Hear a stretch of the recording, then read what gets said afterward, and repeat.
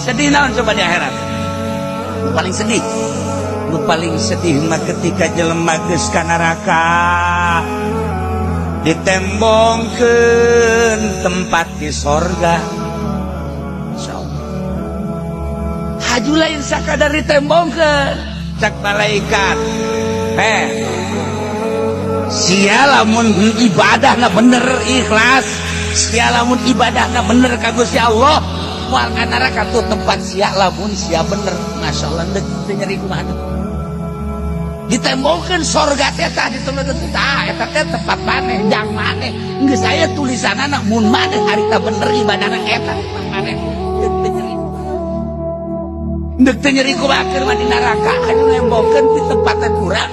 nu urang bener mah di dinya atuh nyeri jasa